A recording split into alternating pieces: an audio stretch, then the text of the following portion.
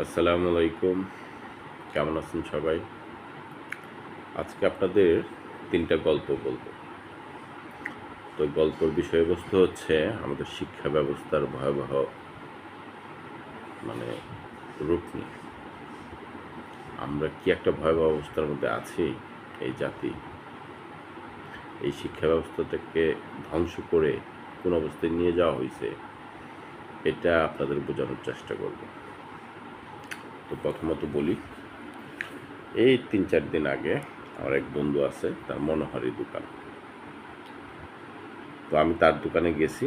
তো হঠাৎ করে সে বলতেছে সে একটু বাইরে যাবে, আমাকে তার ক্যাশে বসার জন্য।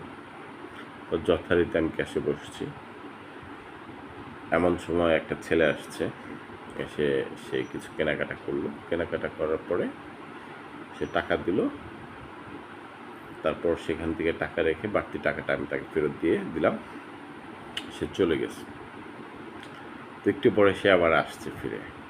তো তার আসা দেখে আমি কিছুটা অনুমান করছি যে ঘটনা কিছু একটা আছে, সম্ভবত টাকা নিয়ে।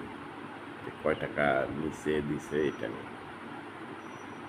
তো সে আসছে, এসে বলতেছে, আঙ্কেল আপনি আমাকে কত টাকা দিছেন?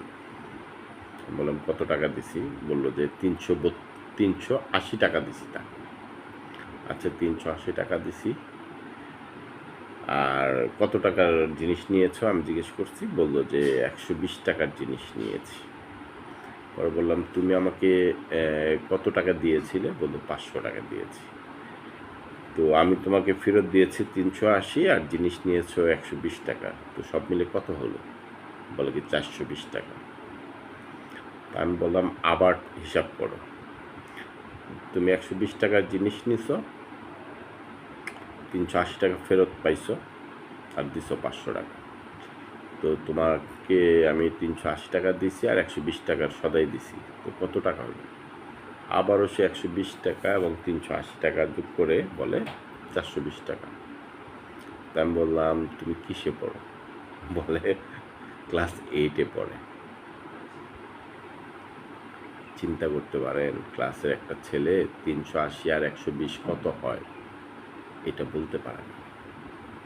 আমাদের শিক্ষা ব্যবস্থাটাকে কোথায় নিয়ে গেছে? ধ্বংস করে দিচ্ছে। স্বৈরাচার শাসন আমল থেকে শুরু করে এই যে শুরু হয়েছে এখন পর্যন্ত শিক্ষা ব্যবস্থা ঠিক হয় নাই। ওই যে কথায় আছে, একটা জাতিকে ধ্বংস করতে চাইলে তার শিক্ষা ব্যবস্থা ধ্বংস করে দাও। ঠিক আমাদের শিক্ষা ব্যবস্থা ধ্বংস করে দিচ্ছে। আমি এই ছেলেটাকে দোষ দেই না, কারণ এর চেয়ে বড় অপরাধী খুঁজে পাইছি আমি। তো এই ছেলের কোনো দোষ নেই, এর চেয়ে বড় অপরাধী খুঁজে পাইছি। শিক্ষা ব্যবস্থার আর একটা ঘটনা আপনাদেরকে বলবো।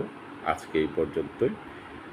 শিক্ষা ব্যবস্থার পরবর্তী গল্প বলবো পর্ব 2 এ, তারপর বলবো পর্ব 3। অপেক্ষায় থাকুন।